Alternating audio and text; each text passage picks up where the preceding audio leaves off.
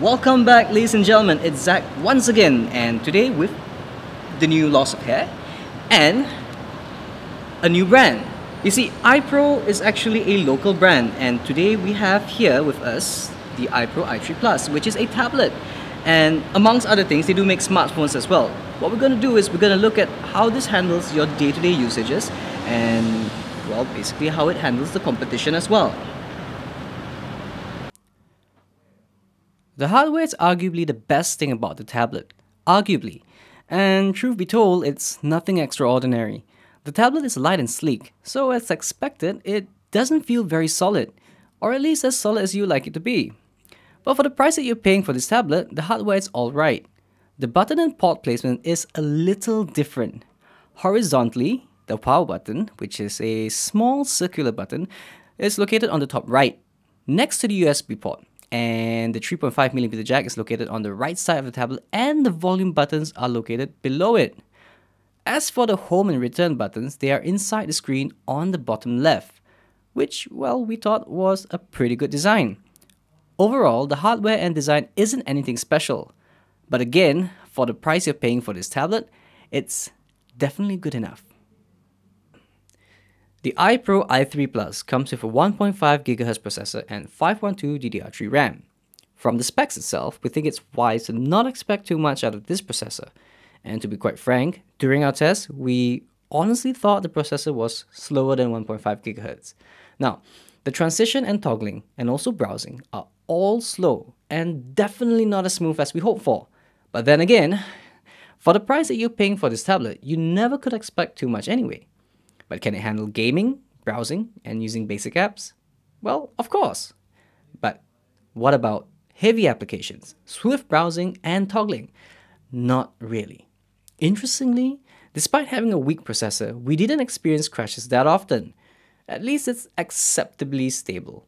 The device comes in 4, 8, or 16GB worth of internal memory, with a card slot that goes up to 32GB.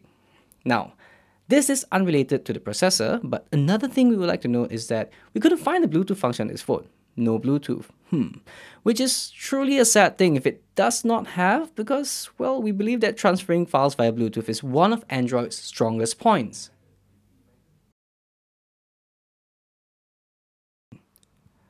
The 7-inch on the iPro i3Plus is nothing spectacular. The pixels, color, and brightness are all just pretty bland. It's not impressive, but it's not like you can't use it either. The color and brightness are probably the worst things about the screen.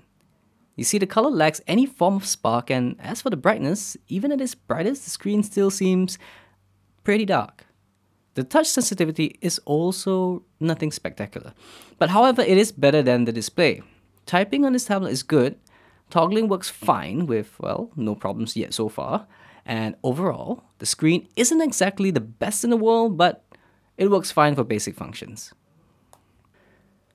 Now, this is probably where the biggest disappointment lies. Tablets are not famous for their cameras, and that's pretty much a given.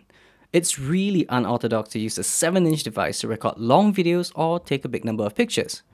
It's not that people don't do it, but it's just easy with a smartphone. Despite all that, this tablet's camera will still disappoint you to no end. The primary rear camera seems like a camera that was introduced a couple of years ago, and it fails to work without much lighting. The camera supports zooming among other basic camera functions, but that's pretty much about it. Oh yeah, by the way, there is also a front camera which enables you to Skype and make video calls, but the quality doesn't really make the experience all that great. Picture quality, to be honest, is normal at best, and it usually is just bad. The camera does take videos, and while there's nothing really wrong with it, there's nothing to praise for it either.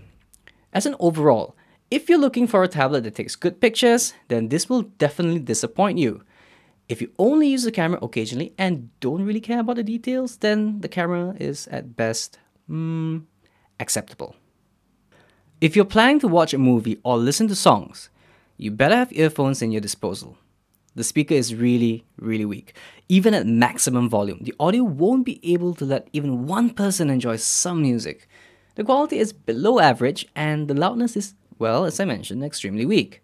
As for videos, the ones taken with this camera is as expected, well, lacking in quality. Watching movies, however, is unexpectedly good. The experience, with earphones of course, is wonderful, and for the moment, you might feel like you have a high-end tablet. Only when you're watching movies, of course, and only when you're not skipping any scenes. Overall, the speaker is a huge disappointment. Earphones are, honestly very necessary if you want to watch videos or listen to some music. Welcome back, ladies and gentlemen, and it's time for the verdict once again. So, what do we think about, the iPro i3Plus? This is not the kind of tablet that you want to use as your main. And if, for example, you decide to have more than one tablet, this could possibly be a spare. A lot of people have asked us, who would buy such a tablet? There is actually a market out there for people who do want to buy these things. People who are, well, one, on a budget, second, don't really mind mediocre products. But if you're used to having an iPad or, Galaxy Tab, then this is definitely going to disappoint you.